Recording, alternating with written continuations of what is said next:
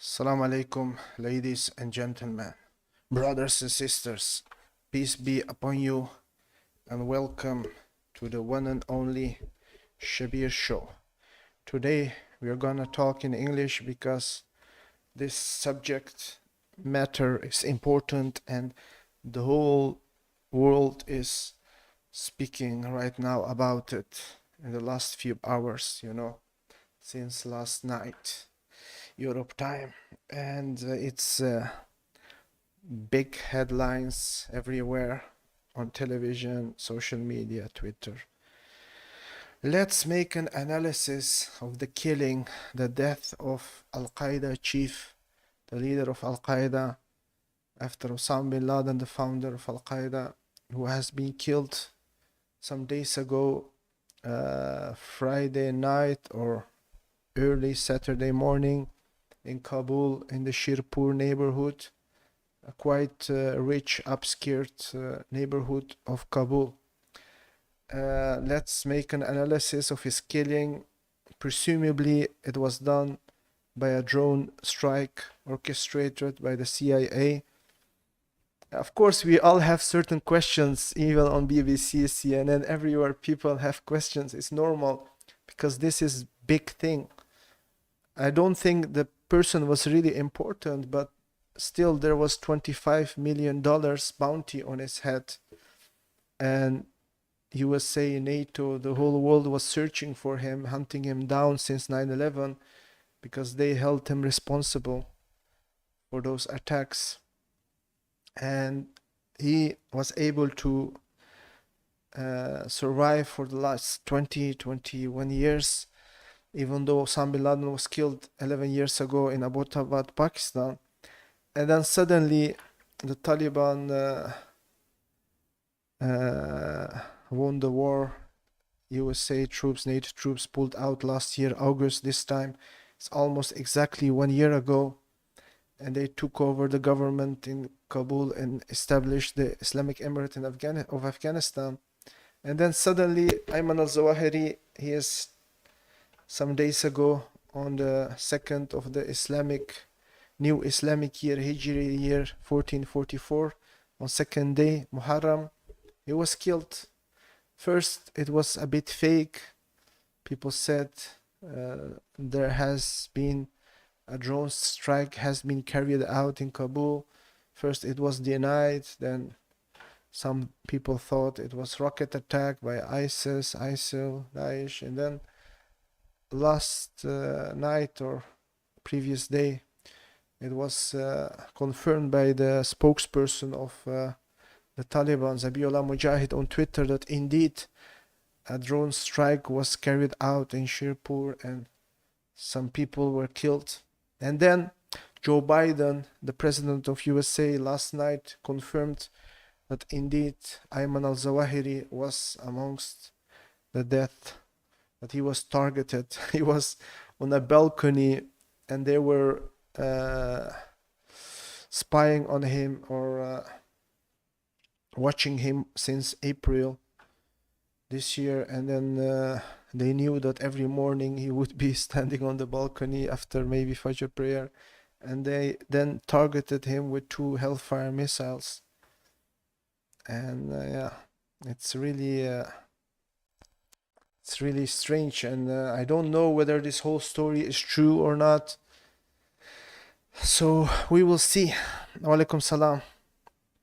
Nee, die man was een soeniet, een Egyptenaar, een dokter, oogdokter.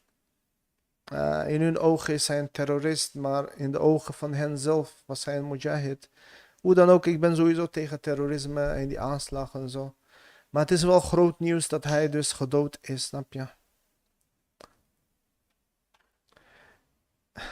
This is way too English for me. Yeah, sometimes I will speak in Dutch, gewoon in het Nederlands en soms in het Engels. So let's make an analysis. How did this happen right now? Because now the Taliban and USA are accusing each other of breaking the Doha agreements. America says, how can you harbor most wanted terrorist? How can he live there in hiding in plain sight in Kabul? And presumably they say that the house belonged to Haqqani people or somebody connected to Minister of Interior Sirajuddin Haqqani, so they knew, at least some elements within the Taliban knew that he was there. But at the same time, this attack could not have happened, maybe according to some people, this is also a theory, without prior knowledge or at least some espionage or some information or intelligence being shared from Afghanistan, from Kabul, maybe even from inside the Taliban movement to CIA, so that they could track him down. Some say Pakistani intelligence agency ISI or government officers were involved. Allah knows best. But the spokesperson of the Taliban, Zabihullah Mujahid, he accuses the USA of breaking the Doha agreements, because they say, according to them, they say we had agreed that Afghanistan, the ground of Afghanistan territory, would not be used to target anyone in the West or anywhere in the world. It would not be a threat to anyone, and we would not allow any terror group to carry out attacks, and they have fulfilled their part of the deal according to them. But they say, why USA carried out this drone strike? Because that's a breaching of the agreement. We fulfilled our part of the deal. Even though Al-Zawahiri lived there, he was like under surveillance, under house arrest, like Hikmatyar or under previous government, and still, and some government officers or Saif al-Adl, even some high-ranking officials of Al-Qaida, they live in Tehran. They are under surveillance of Iranian regime. So they are watched after. So according to their rationale, they would prevent them from doing anything harmful to anyone. Yeah, of course, he would produce sometimes some videos and lectures, historical or otherwise, via As-Sahab, their media organ, but he had toned down his message, it seemed, because he was under the authority of the Islamic Emirate. So they accused the USA of breaking the agreement. So we will see what this will bring about. It's very interesting. Who will take over the leadership of Al-Qaida now, after Osama bin Laden and Ayman Al-Zawahiri, and how would the relation be between them and Taliban vis-a-vis ISIS, which is their common enemy. They would be very happy, of course, now that big blow has been dealt to leadership of Al-Qaeda, because they are in competition and they are more savage and diehard, so very extreme. So I hope peace will come. That's the most important thing. Biden wants to be re-elected, so he made this sacrifice like Obama did with Osama bin Laden to show to the American people, look, yes, we can kill them, this and that. So he wants to become popular in this old age, and even though he was a bit unpopular last few days, he had corona, COVID. After the NASA pictures of the galaxy, he was very arrogant. He said, we Americans can do anything. And then Allah showed him that the next day he was infected with COVID-19. No, you cannot do anything, You have bounded rationality, you're weak. So now he does this. But at the same time, on Twitter, people are claiming Al-Zawahiri has not died. He's still living. So I don't know what's the true story. On CNN, they said they have no DNA of him. Only some visuals, some pictures. But I haven't seen any pictures. And the drone strike was by a Hellfire missile, not exploding, but with the blades, So maybe they cut him or beheaded him. But at least we should see some evidence. They say the Taliban moved him and his family, his wife and daughter and grandchildren out of the house. And so this is very fake, Even in Kabul, residents, they don't believe, they find it strange what has happened.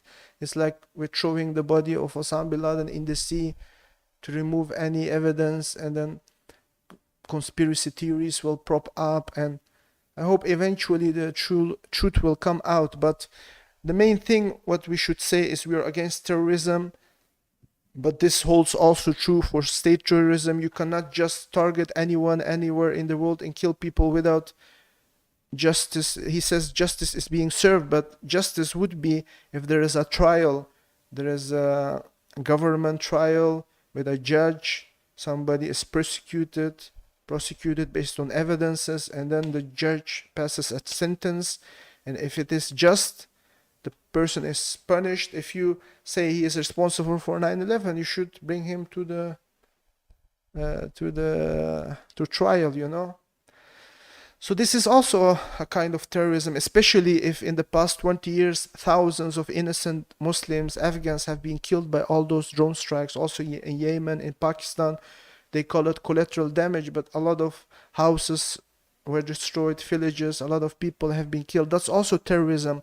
So we are against 9/11 and other terror attacks against civilians anywhere as Muslims, but at the same time we should also condemn just killing people by the American government. You know, even if he is Ayman Al-Zawahiri, you still have to do it in the right way, not like this. Okay?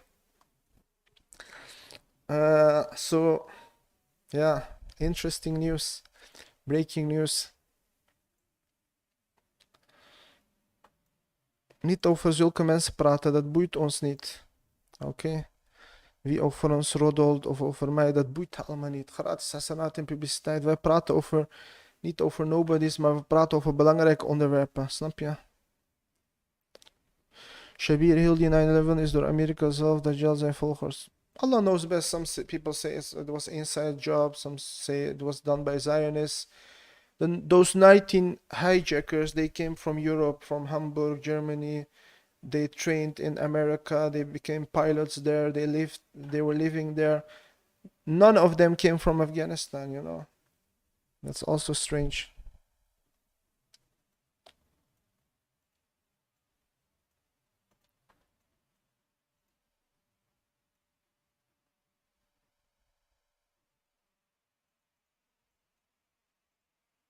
Wa alaikum salam. Ewa. Mooi boy. Yo, Big Mouth Billy.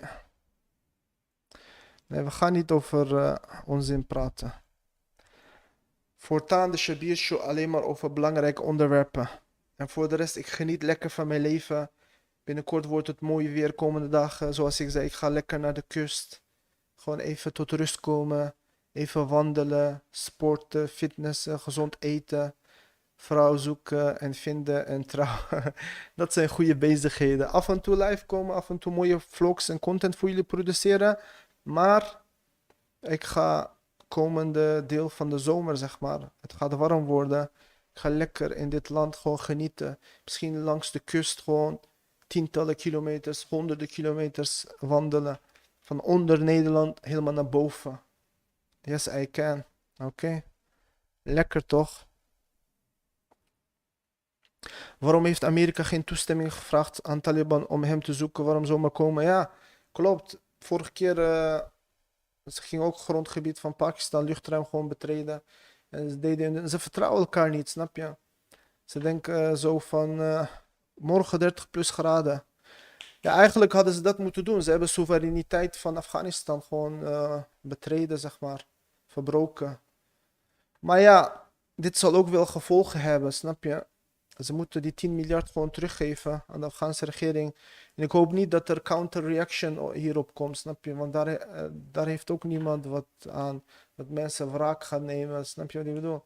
Dan kom je weer in een vicieuze cirkel. Gaan ze weer misschien Afghanistan aanvallen en bezetten. Vallen weer onschuldige doden aan weerszijden, beide kanten. Dat is ook niet goed.